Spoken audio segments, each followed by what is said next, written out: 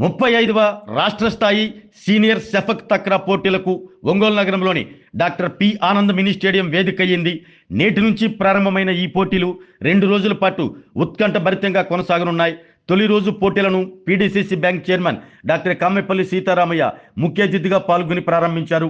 ఈ సందర్భంగా క్రీడాకారులను పరిచయం చేసుకుని క్రీడా పోటీలను ఆవిష్కరించారు.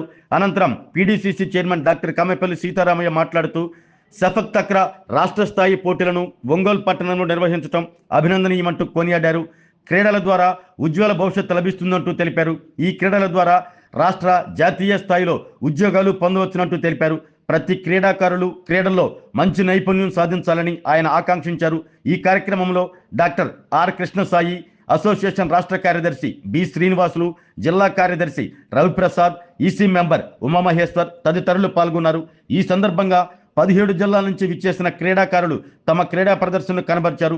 రాష్ట్ర స్థాయిలో గెలుపొందిన క్రీడాకారులు అక్టోబర్ 23వ తేదీ నుంచి గోవా వేదికగా జరగనున్న జాతీయ స్థాయి పోటీల్లో పాల్గొంటారని బి శ్రీనివాసరావు తెలియజేశారు.